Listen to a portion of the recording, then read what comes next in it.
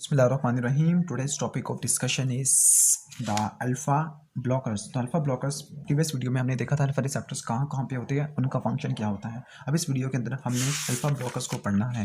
अब alpha blockers का basically mechanism of action होता क्या है। कुछ अल्फा ब्लॉकर्स रिवर्सिबली काम करते हैं, मतलब एक रिवर्सिबल कोवेलेंट बॉन्ड बनाते हैं और कॉम्पिटिटिव इनहिबिशन करते हैं। वो रिवर्सिबल इसलिए बोलते हैं क्योंकि अगर हम इनके अपोजिट कंपाउंड की या फिर एगोनिस्ट की अमाउंट को बढ़ा देती है, क्योंकि एंटागोनिस्ट हम अप्लाई कर रहे हैं ना, तो एगोनिस्ट की क्वांटिटी को बढ़ा देती है, तो फिर इनके एक्शन को रिवर्स कर सकती हैं और इनको डिसोसिएट करवा सकते हैं इनके रिसेप्टर से। लेकिन कुछ ऐसे होते हैं जो इरिवर्सिबल होते हैं। इरिवर्सिबल का मतलब होता है कि वो डिसोसिएट नहीं होते। तो यहाँ पर हम डिवाइड कर सकते हैं अल्फा ब्लॉकर्स को on the basis of their mechanism of action, reversible और irreversible, रिवर्सिबल और इरिवर्सिबल अल्फा ब्लॉकर्स या अल्फा एड्रीनो रिसेप्टर ब्लॉकर्स। जो रिवर्सिबल हो गए उनके एक्शन को एंटागोनाइज कराना यानी उनके एक्शन को ख़त्म कराना बहुत इजी काम होगा, मतलब ये रिसेप्टर से डिसोसिएट हो सकते हैं और इनके ब्लॉक को हम अपोज कर सकते हैं। तो ये डिसोसिएट हो सकते हैं रिसेप्टर से इजीली, और जबकि इरिवर्सिबल वाले रिसेप्टर से डिसोसिएट नहीं हो सकते, कांट डिसोसिएट फ्रॉम रिसेप्टर्स। तो रिसेप्टर से डिसोसिएट ये नहीं हो सकते, जबकि रिवर्सिबल वाले हो सकते हैं। अब रिवर्सिबल वाले यानी इनके एक्शन को अपोज कर सकते हैं, जबकि इनके एक्शन को अपोज हम नहीं कर सकते। अब हम इसके अंदर स्पेसिफिक एग्जांपल्स लेंगे, लेकिन इसकी इनकी डिटेल हम थर्ड वीडियो के अंदर डालेंगे। ठीक हो गया। अब ये मैंने आपको पहले बताया था कि जो अल्फ़ा ब्लॉकर्स या अल्फ़ा रिसेप्टर्स दो तरह के थे, अल्फ़ा 1 अल्फ़ा 2। तो कुछ रिवर्सिबल वाले अल्फ़ा 1 के लिए स्पेसिफिक हो गए, कुछ रिवर्सिबल वाले अल्फ़ा 2 के लिए, और कुछ दोनों को उड़ा के रख देंगे। ठीक हो गया। तो इसी तरह इरिवर्सिबल में भी ऐसे ही होगा, मतलब इन दो क्लास के अंदर मजीद हम सब डिवीजन कर सकते हैं। कुछ अल्फ़ा 1 के लिए स्पेसिफिक होते हैं, कुछ अल्फ़ा 2 के लिए स्पेसिफिक होते हैं, कुछ ऐसे होते हैं जो अल्फ़ा 1 और अल्फ़ा 2 दोनों के एक्शन को एंटागोनाइज कर सकते हैं। तो रिवर्सिबल के अंदर और इरिवर्सिबल के अंदर मजीद सब डिवीजन होती है, अल्फ़ा 1 अल्फ़ा 2, अल्फ़ा 1 अल्फ़ा 2। ठीक हो गया। अब जो पहले हम इरिवर्सिबल की बात कर लेते हैं। इरिवर्सिबल के अंदर जो आपने ड्रग का नाम याद रखना है, जो ड्रग स्पेसिफिकली अल्फ़ा रिसेप्टर पर जाके बाइंड करती है, लेकिन ये दोनों पे जाके हम कह सकते हैं अल्फ़ा 1 और अल्फ़ा 2 दोनों को इनहिबिट कर सकती है, लेकिन इसका मैकेनिज्म ऑफ एक्शन या फिर इसकी जो बाइंडिंग होती है वो कोवेलेंट होती है। कोवेलेंट बाइंडिंग का मतलब इरिवर्सिबल होगी। उस डायरेक्ट का इस ड्रग का नाम होगा फिनॉक्सीबेंजामीन। तो फिनॉक्सीबेंजामीन दोनों रिसेप्टर को ब्लॉक कर देती है, अल्फ़ा 1 और अल्फ़ा 2 दोनों को। तो हम यहाँ पे लिख सकते हैं फिनॉक्सीबेंजामीन, लेकिन ये इरिवर्सिबल वैरायटी के अंदर आती है, फिनॉक्सीबेंजामीन।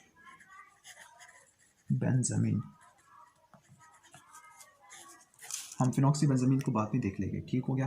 अब बाकी जो रिमेनिंग ड्रग्स होगी वो हम रिवर्सिबल कैटेगरी के अंदर देखते हैं। अब रिवर्सिबल के अंदर स्पेसिफिकली कुछ ऐसी होगी जो अल्फ़ा 1 के लिए होगी, कुछ ऐसी होगी जो अल्फ़ा और 1 और 2 दोनों को इनहिबिट करेगी, कुछ अल्फ़ा 2 के लिए होगी स्पेसिफिकली। तो हम रिवर्सिबल के अंदर हम इसके 3 बना लेते हैं कैटेगरी, जो दोनों को इनहिबिट करेगी, बोथ अल्फ़ा 1 अल्फ़ा 2। अब रिवर्सिबल के अंदर जो अल्फ़ा 1 अल्फ़ा 2 दोनों को इनहिबिट करेगी, तो वो वाली इसके एग्जांपल आएगी फेंटोलामीन। तो फेंटोलामीन अल्फ़ा 1 अल्फ़ा 2 दोनों को ब्लॉक करती है।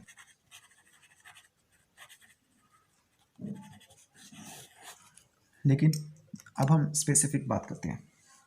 अगर स्पेसिफिकली बात करें अल्फ़ा 1 वाले की, अब हम अल्फ़ा 1 वाले की, तो अल्फ़ा 1 के लिए जो ड्रग्स होती है उनका नाम है साइन सफिक्स आपने यूज़ करना है, जैसे प्राजोसिन, ट्राजोसिन और डॉक्साजोसिन। ठीक हो गया, डॉक्साजोसिन।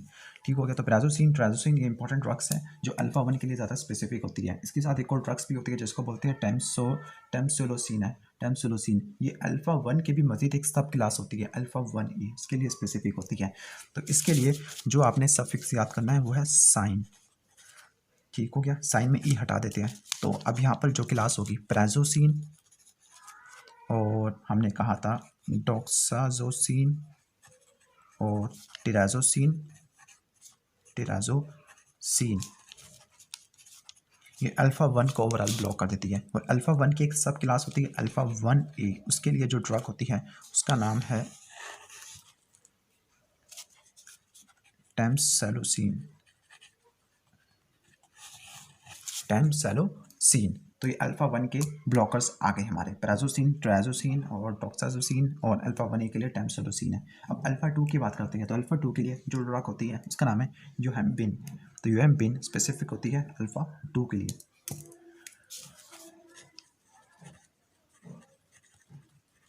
यूहेम्बिन, तो ये तो हो गया इनके ड्रग्स के नाम कि हमने पहले रिवर्सिबल और इरिवर्सिबल में डिवाइड किया था। फिर हमने कहा था रिवर्सिबल में फिनॉक्सीबेंजामीन बहुत इंपॉर्टेंट होती है, बाकी हमने रिवर्सिबल या कॉम्पिटिटिव इनहिबिशन के अंदर डाला था, ठीक हो गया। और हमने इसके अंदर अल्फ़ा 2 और मिक्स्ड, यानी दोनों अल्फ़ा और अल्फ़ा 1 2 के लिए जो इनहिबिट करती है। जो हमने बहुत अल्फ़ा 1 अल्फ़ा 2 कहा, ये था नॉन सिलेक्टिव, और जबकि अल्फ़ा 1 और अल्फ़ा 2 के लिए जो स्पेसिफिक थी उसको बोलते हैं सिलेक्टिव। तो इसको आप इस तरह भी डिवाइड कर सकते हैं, सिलेक्टिव और नॉन सिलेक्टिव। अब ड्रग्स का तो हो गया, अब हम देख लेते हैं बेसिक जो इनके फार्माकोलॉजिकल इफेक्ट क्या होते हैं बीटा ब्लॉकर्स के, कि बीटा ब्लॉकर्स की वजह से कार्डियोवास्कुलर इफेक्ट क्या देखने को मिलते हैं और दूसरे टिश्यू के ऊपर क्या इफेक्ट देखने को मिलते हैं। तो हम इसको कार्डियोवास्कुलर इफेक्ट और दूसरे इफेक्ट की हेडिंग के अंदर कवर कर लेते हैं। तो पहले हम स्पेसिफिक देख लेते हैं कार्डियोवास्कुलर सिस्टम के ऊपर क्या इफेक्ट होते हैं। हमने कहा था जो अल्फा 1 और अल्फा 2 रिसेप्टर्स ये मौजूद थे वैस्कुलर स्मूथ मसल्स के ऊपर, और इनका मेन फंक्शन होता है वेजो कंस्ट्रिक्शन, मतलब ब्लड प्रेशर को रेगुलेट कराना। तो अगर हम ये यूज़ करते हैं तो इसकी वजह से क्या होगा, क्या इसकी वजह से अल्फा वाले की वजह से जो ब्लड प्रेशर ड्रॉप कर जाएगा। तो जो पहली चीज़ हमें देखने को मिलेगी वो होगी जो माइक्रो सर्कुलेशन है उनकी टोन खत्म हो जाएगी। तो हम यहाँ पे लिख सकते हैं decrease tone of micro circulation, specifically arteriole plus venule. जब इनकी टोन खत्म हो जाएगी तो फिर इसकी वजह से क्या होगा, जब टोन खत्म हो जाएगी तो ब्लड प्रेशर ड्रॉप कर जाएगा, क्योंकि मेन सिस्टमिक फिलिंग प्रेशर कम हो जाएगा, वेनस रिटर्न कम हो गया तो ब्लड प्रेशर ड्रॉप हो जाएगा, इनकी वजह से बीपी ड्रॉप कर जाएगा। अब ब्लड प्रेशर को सेंस करने वाली बैरो रिसेप्टर्स होती हैं। अगर ब्लड प्रेशर कम हो गया तो उसको सेंस करेगी बैरो रिसेप्टर्स। तो बैरो रिसेप्टर्स इन्फॉर्मेशन देगी विजुअल सेंटर को, वो आगे ब्लड प्रेशर को बढ़ाने की कोशिश करेगा, वो सिंपैथेटिक नर्वस सिस्टम के जरिए काम करेगा, तो बैरो रिसेप्टर रिफ्लेक्स चलेगा।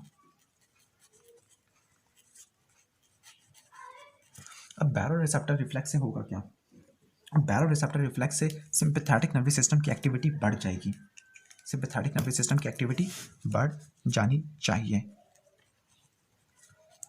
और सिंपैथेटिक नर्वस सिस्टम से रिलीज होते हैं नोरेपिनेफ्रिन और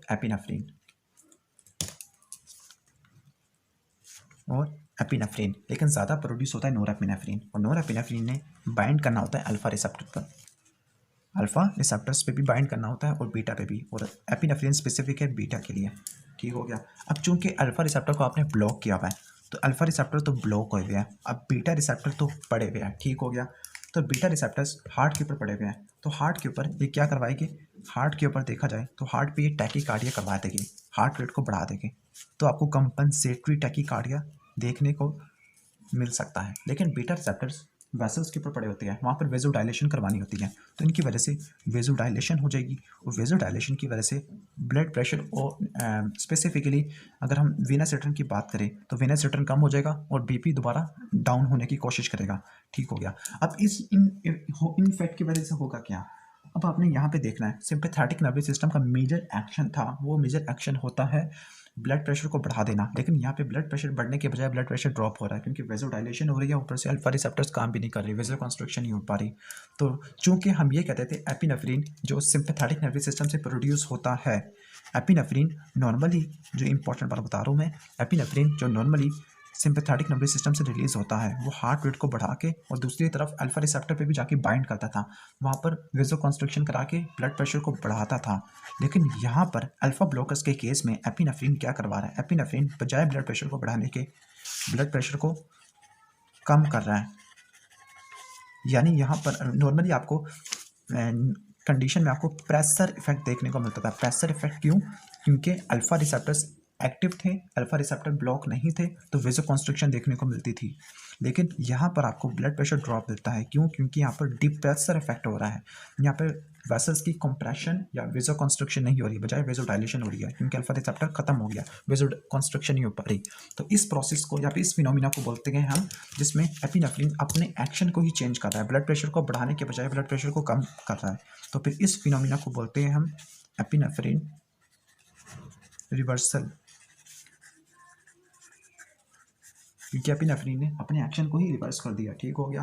तो ये होता है कार्डियोवास्कुलर इफेक्ट। और एपिनेफ्रिन ने अपने एक्शन को रिवर्स कर दिया, तो फिर जिन कंडीशन के अंदर ब्लड प्रेशर को ज़्यादा हो जाना चाहिए था, जैसे ऑर्थोस्टैटिक हाइपोटेंशन, मतलब अगर कोई बंदा अगर अपराइट पोजीशन में जाएगा तो ब्लड प्रेशर को बढ़ना चाहिए था, लेकिन ब्लड प्रेशर नहीं बढ़ा और हाइपोटेंशन होगी, तो ये ऑर्थोस्टैटिक हाइपोटेंशन भी काज कर देती है ये अल्फा ब्लॉकर्स, ऑर्थोस्टैटिक हाइपोटेंशन, क्योंकि कॉन्स्ट्रक्शन नहीं हो पा रही और इसकी वजह से ब्लड की पूलिंग हो जाएगी लोअर लिम्ब के अंदर। तो ऑर्थोस्टैटिक हाइपोटेंशन आपको देखने को मिलती है।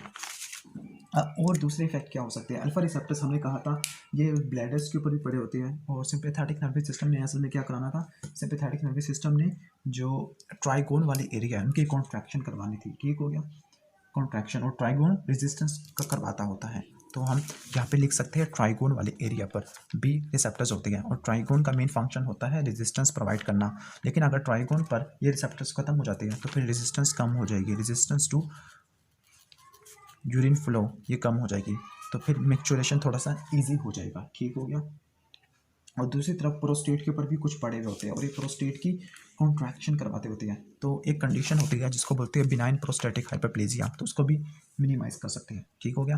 तो प्रोस्टेट के ऊपर ये बिनाइन प्रोस्टेटिक हाइपरप्लेजिया, ठीक हो गया, इसकी वजह से भी ट्रीट में जैसे बिनाइन प्रोस्टेटिक हाइपरप्लेजिया ये करवाता होता है, असल में ये बिनाइन प्रोस्टेटिक हाइपरप्लेजिया रेजिस्टेंस को बढ़ा देता है। तो रेजिस्टेंस बढ़ी हुई थी, तो उसको रिलैक्स करने के लिए ट्राइगोन वाले एरिया की रिलैक्सेशन होती है, जिसकी वजह से यूरिनरी रिटेंशन कम होती है और मैच्योरेशन काफ़ी आसान हो जाती है।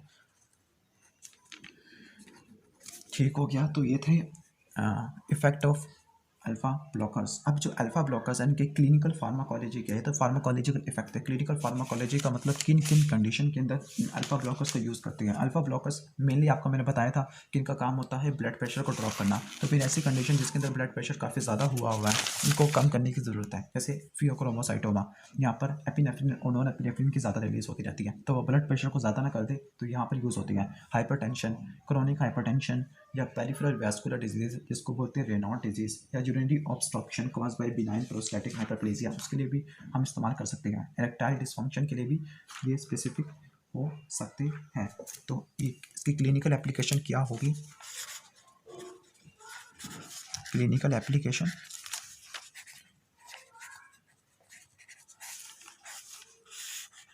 पहला जो मैंने आपको बताया फियोक्रोमोसाइटोमा। फियोक्रोमोसाइटोमा एड्रिनल मेडुला का ट्यूमर था जिसकी वजह से एपिनेफ्रिन और नॉन एपिनेफ्रिन ज़्यादा रिलीज हो रहे हैं। फियोक्रोमोसाइटोमा में इस्तेमाल हो सकते हैं। और इसके साथ हम ये भी कह सकते हैं हाइपरटेंसिव यानी हाइपरटेंशन के केस में ये इस्तेमाल हो सकते हैं। पेरिफेरल वास्कुलर डिजीज़ के बाज़-औक़ात किसी स्पेसिफिक टिश्यू को सप्लाई करने वाली आर्टरियोल के अंदर वेजोस्पास्टिक कॉन्ट्रैक्शन देखने को मिलती है, स्पाज्म हो जाता है।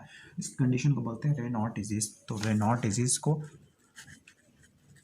ठीक करने के लिए काम होता है, इस्तेमाल होता है। और यूरिनरी ऑब्स्ट्रक्शन, जिस तरह मैंने ऊपर बताया था बिनाइन प्रोस्टेटिक हाइपरप्लेजिया, कि अगर प्रोस्टेट ब्लैडर के बेस को कंप्रेस कराता है तो फिर ट्राइगोन वाली एरिया की रिलैक्सेशन यही ब्लॉकर्स करवा देती है। तो यूरिनरी ऑब्स्ट्रक्शन, और लास्ट में ये इरेक्टाइल डिसफंक्शन के लिए भी काम आती है, उसका मैं मैकेनिज्म बता देता हूँ।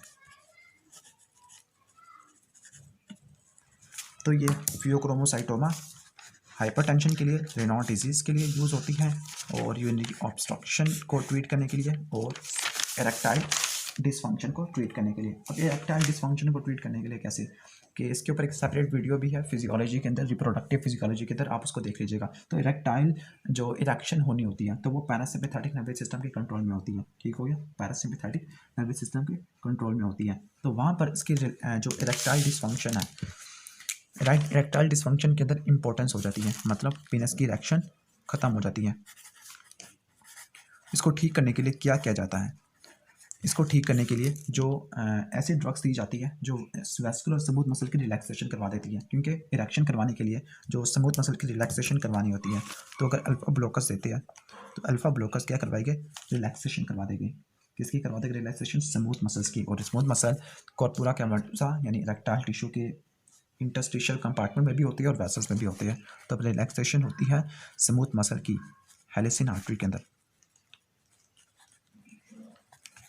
और इसके वजह से इरेक्टाइल डिसफंक्शन को ट्रीट हम कर सकते हैं। जो यूरिनरी ऑब्स्ट्रक्शन का मैं पहले बता चुका हूँ कि यूरिनरी ऑब्स्ट्रक्शन का मैकेनिज्म क्या था कि बिनाइन प्रोस्टैटिक हाइपरप्लेजिया हो जाता है, तो वो ट्राइगोन वाले एरिया को कंप्रेस करेगा। तो ट्राइगोन वाले एरिया का रिलैक्सेशन करवा देते हैं, तब क्या होगा, रेजिस्टेंस काफ़ी ज़्यादा कम हो जाएगी, यूरिनरी रिटेंशन भी कम हो जाएगी। रिटेंशन कम हो जाएगी, रिटेंशन का मतलब बच जाना, तो ये रिटेंशन कम हो जाएगी और यूरिन फ्लो काफ़ी ज़्यादा हो जाएगा, मैक्चुरेशन सही तरह हो सकेगी। रेनॉल्ट डिजीज का मतलब किसी भी टिश्यू को सप्लाई करने वाली आर्टरी, सपोज ये टिश्यू है और उसको सप्लाई करने वाली आर्टरी से बनते हैं आर्ट्रियोल, तो उसके स्मूथ मसल की स्पास्टिक कॉन्ट्रैक्शन होती है। तो स्पास्टिक कॉन्ट्रैक्शन को इनहिबिट करने के लिए जो ड्रग्स दी जाती है यही अल्फा ब्लॉकर इस्तेमाल होती है। और अगर स्पास्टिक कॉन्ट्रैक्शन होती है किसी भी टिश्यू को सप्लाई करने वाली आर्टरियोल के अंदर, तो इस डिजीज़ को बोलते हैं रेनॉल्ट डिजीज़। क्रोनिक हाइपरटेंशन मसला यही हाइपरटेंशन में कि ब्लड प्रेशर काफ़ी ज़्यादा हुआ है, तो यही वाला मैकेनिज्म चलेगा जो मैं बता चुका हूँ। अल्फा रिसेप्टर को एंटागोनाइज करेंगे, वेजो कॉन्स्ट्रक्शन खत्म हो जाएगी, वीनो कॉन्स्ट्रक्शन भी खत्म हो जाएगी, तो इसकी वजह से हाइपरटेंशन को ट्रीट करने के लिए इस्तेमाल हो सकता है। फियोक्रोमोसाइटोमा, इसमें भी एड्रीनल मेडुला का ट्यूमर है, एपिनेफ्रिन और नॉर एपिनेफ्रिन काफ़ी ज़्यादा प्रोड्यूस होते हैं, वो ब्लड प्रेशर को इतना ज़्यादा बढ़ा देते हैं कि इनके एक्शन को एंटागोनाइज करना पड़ता है। तो फिर फियोक्रोमोसाइटोमा में ना सिर्फ अल्फा रिसेप्टर के ब्लॉकर्स दिए जाते हैं बल्कि बीटा रिसेप्टर के ब्लॉकर भी दिए जाते हैं, वो हम इसको नेक्स्ट वीडियो के अंदर कवर कर लेंगे बीटा रिसेप्टर्स वाले में। तो ये था बेसिक ओवरव्यू, अब इसकी डिटेल से वीडियो आनी है अल्फा ब्लॉकर्स की, तो फिर देखते रहिएगा और सब्सक्राइब कर लेना चैनल को। Thanks for watching this video. Allah हाफिज़।